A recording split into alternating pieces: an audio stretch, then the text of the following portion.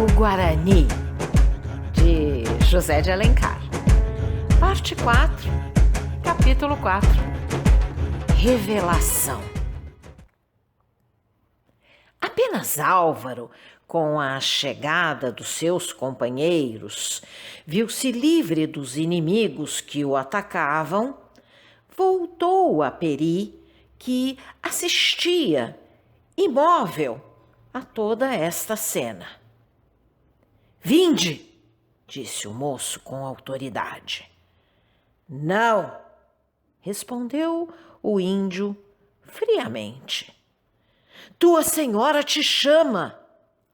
Peri abaixou a cabeça com uma profunda tristeza. "Dize à senhora que Peri deve morrer, que vai morrer por ela, e tu parte, porque senão seria tarde." Álvaro olhou a fisionomia inteligente do índio para ver se descobria nela algum sinal de perturbação de espírito, porque o moço não compreendia, nem podia compreender, a causa dessa obstinação insensata. O rosto de Peri, calmo e sereno, não lhe deixou ver senão uma resolução firme, inabalável, tanto mais profunda quanto se mostrava sob uma aparência de sossego e tranquilidade. "Assim tu não obedeces à tua senhora?" Peri custou a arrancar a palavra dos lábios. "A ninguém." Quando pronunciava esta palavra, um grito fraco soou ao lado dele. Voltando-se, viu a índia, que lhe haviam destinado por esposa, caindo atravessada por uma flecha. O tiro fora destinado a Peri por um dos selvagens, e a menina, lançando-se para cobrir o corpo daquele que amara uma hora, recebera a seta no peito. Seus olhos negros, desmaiados pelas sombras da morte, volveram a Peri um último olhar e, cerrando, tornaram a abrir-se já sem vida e sem brilho. Peri sentiu um movimento de piedade e simpatia, vendo essa vítima de sua dedicação, que, como ele, sacrificava, sem hesitar, a sua existência para salvar aquele a quem amava. Álvaro nem se apercebeu do que acabava de passar. Lançando um olhar para seus homens, que batiam-se valentemente com os aimorés, fez um aceno a Aires Gomes. "Escuta, Peri, tu sabes se costumo cumprir a minha palavra. Jurei a Cecília levar-te, e ou tu me acompanhas ou morreremos todos neste lugar. Faze o que quiseres, Peri não sairá daqui. Vês, estes homens são os únicos defensores que restam à tua senhora. Se todos eles morrem, bem sabes que é impossível que ela se salve." Peri estremeceu. Ficou um momento pensativo. Depois, sem dar tempo a que o seguissem, lançou-se entre as árvores. Dom Antônio de Maris e sua família, tendo ouvido os tiros de arcabuzes, esperavam com ansiedade o resultado da expedição. 10 minutos haviam decorrido na maior impaciência, quando sentiram tocar na porta e ouviram a voz de Peri. Cecília correu e o índio ajoelhou-se a seus pés, pedindo-lhe perdão. O fidalgo, livre do pesar de perder um amigo, assumira a sua costumada severidade, como sempre que se tratava de uma falta grave. Cometeste uma grande imprudência, disse ele ao índio. Fizeste sofrer teus amigos, expuseste a vida daqueles que te amam. Não precisas de outra punição além desta. Peri ia salvar-te, entregando-se nas mãos do inimigo? Sim. Fazendo-te matar por eles? Matare. Mas qual era o resultado dessa loucura? O índio calou-se. É preciso explicar-te para que não julguemos que o amigo inteligente e dedicado de outrora tornou-se um louco e um rebelde. A palavra era dura e o tom em que foi dita ainda agravava mais a repreensão severa que ela encerrava. Peri sentiu uma lágrima umedecer-lhe as pálpebras. Obrigas Peri a dizer tudo. Deves fazê-lo se desejas reabilitar-te na estima que te votava e que sinto perder. Peri vai falar. Álvaro entrava nesse momento, tendo deixado no alto da esplanada os seus companheiros já livres de perigo, e Kitts por algumas feridas que não eram, felizmente, muito graves. Cecília apertou as mãos do moço com reconhecimento. Isabel enviou-lhe num olhar toda a sua alma. As pessoas presentes se gruparam ao redor da poltrona de Dom Antônio, em face do qual Peri, de pé, com a cabeça baixa, confuso e envergonhado como um criminoso, ia justificar-se. Dir-se-ia que confessava uma ação indigna e vil. Ninguém adivinhava que sublime heroísmo, que concepção gigantesca havia neste ato, que todos condenavam como uma loucura. Ele começou. Quando Ararê deitou o seu corpo sobre a terra para não tornar a erguê-lo, chamou Peri e disse: Filho de Ararê, teu pai vai morrer. Lembra-te que tua carne é a minha carne e o teu sangue é o meu sangue. Teu corpo não deve servir ao banquete do inimigo. Ararê disse e tirou suas contas de frutos que deu a seu filho. Estavam cheias de veneno. Tinham nelas a morte.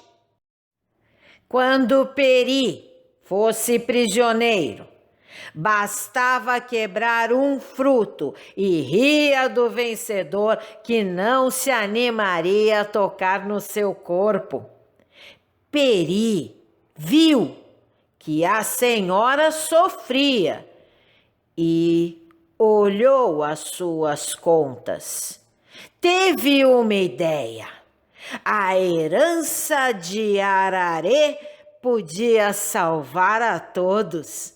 Se tu deixasses fazer o que queria, quando a noite viesse, não acharia um inimigo vivo.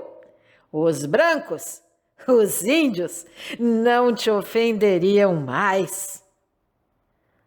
Toda a família ouvia esta narração com uma surpresa extraordinária. Compreendiam dela que havia em tudo isto uma arma terrível, o veneno. Mas não podiam saber os meios de que o índio se servira ou pretendia servir-se para usar desse agente de destruição. Acaba, disse Dom Antônio. Por que modo contavas então destruir o inimigo? Peri envenenou a água que os brancos bebem e o seu corpo, que devia servir ao banquete dos aimorés. Um grito de horror acolheu essas palavras ditas pelo índio em um tom simples e natural. O plano que Peri combinara para salvar seus amigos acabava de revelar-se em toda a sua abnegação sublime e com o cortejo de cenas terríveis e monstruosas que deviam acompanhar a sua realização. Confiado nesse veneno, que os índios conheciam com o nome de curare e cuja fabricação era um segredo de algumas tribos, Peri, com a sua inteligência e dedicação, descobrira um meio de vencer ele só aos inimigos, apesar do seu número e da sua força. Sabia a violência e o efeito pronto daquela arma que seu pai lhe confiara na hora da morte.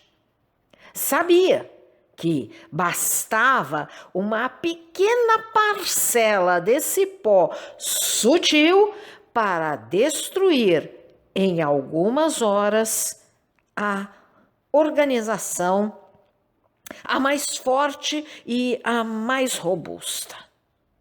O índio resolveu, pois, usar deste poder que, na sua mão heróica, ia tornar-se um instrumento de salvação e o agente de um sacrifício tremendo feito à amizade.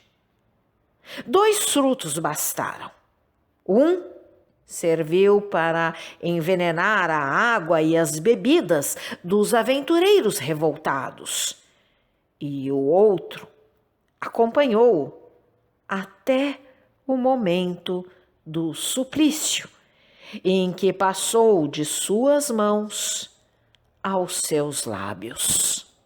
Quando o cacique, vendo-o cobrir o rosto, perguntou-lhe se tinha medo, Peri acabava de envenenar o seu corpo, que devia daí a algumas horas ser um germe de morte para todos esses guerreiros bravos e fortes.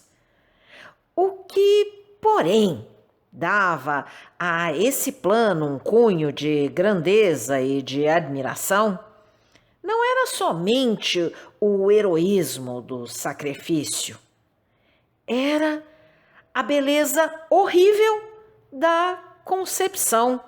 Era o pensamento superior que ligara tantos acontecimentos, que os submetera à sua vontade, fazendo-os suceder-se naturalmente e caminhar para um desfecho necessário e infalível.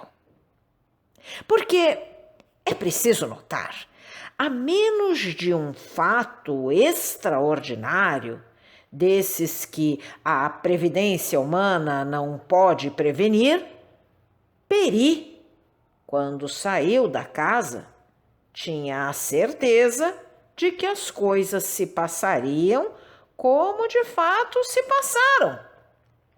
Atacando os aimorés, a sua intenção era excitá-los à vingança. Precisava mostrar-se forte, valente, destemido, para merecer que os selvagens o tratassem como um inimigo digno de seu ódio. Com a sua destreza e com a precaução que tomara tornando o seu corpo impenetrável, contava evitar a morte antes de poder realizar o seu projeto. Quando mesmo caísse ferido, tinha tempo de passar o veneno aos lábios. A sua previsão, porém, não o iludiu. Tendo conseguido o que desejava, tendo excitado a raiva dos aimorés, quebrou a sua arma e suplicou a vida ao inimigo. Foi de todo o sacrifício o que mais lhe custou. Mas assim era preciso. A vida de Cecília o exigia. A morte, que o havia respeitado até então, podia surpreendê-lo. E Peri queria ser feito prisioneiro, como foi, e contava ser. O costume dos selvagens de não matar na guerra o inimigo e de cativá-lo para servir ao festim da vingança era, para Peri, uma garantia e uma condição favorável à execução do seu projeto. Quanto à peripécia final que a intervenção de Álvaro obstara, não fora esse incidente imprevisto, que seria igualmente infalível. Segundo as leis tradicionais do povo bárbaro, toda a tribo devia tomar parte no festim. As mulheres moças tocavam apenas na carne do prisioneiro, mas os guerreiros a saboreavam como um manjar delicado, adubado pelo prazer da vingança. E as velhas, com a gula feroz das árpias que se cevam no sangue de suas vítimas. Peri contava, pois, com toda a segurança que, dentro de algumas horas, o corpo envenenado da vítima levaria à morte às entranhas de seus algozes e que ele só destruiria toda uma tribo. Grande, forte, poderosa, apenas com o auxílio dessa arma silenciosa. Pode-se agora compreender qual tinha sido o seu desespero vendo esse plano inutilizado, depois de ter desobedecido à sua senhora, depois de haver tudo realizado, quando só faltava o desfecho, quando o golpe que ia salvar a todos caía, mudar-se, de repente, a face das coisas e ver destruída a sua obra, filha de tanta meditação. Ainda assim, quis resistir, quis ficar, esperando que os aimorés continuariam o sacrifício. Mas conheceu que a resolução de Álvaro era inabalável, como a sua, que ia ser a causa da morte de todos os defensores fiéis de Dom Antônio, sem ter já a certeza de sua salvação. No primeiro momento que sucedeu à confissão de Pery, todos os atores desta cena, pálidos, tomados de espanto e de terror, com os olhos cravados no índio, duvidavam ainda do que tinham ouvido. O espírito, horrorizado, não formulava uma ideia. Os lábios trêmulos não achavam uma palavra. Dom Antônio foi o primeiro que recobrou a calma, no meio da admiração que lhe causava aquela ação heróica e das emoções produzidas por essa ideia, ao mesmo tempo sublime e horrível. Uma circunstância o tinha, sobretudo, impressionado. Os aventureiros iam ser vítimas de envenenamento. E por maior que fosse o grau de baixeza e aviltamento a que tinham descido, esses homens, pela sua traição, a nobreza do fidalgo não podia sofrer semelhante homicídio. Ele os puniria a todos com a morte ou com o desprezo, essa outra morte moral. Mas o castigo, na sua opinião, elevava a morte à altura de um exemplo, enquanto que a vingança a fazia descer ao nível do assassinato. "Vai, Aires Gomes!" gritou Dom Antônio a seu escudeiro. "Corre e previne a esses desgraçados, se ainda é tempo."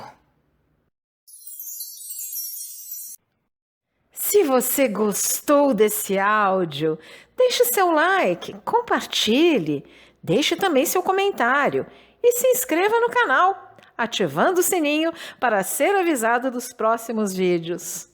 Um grande abraço e até a próxima!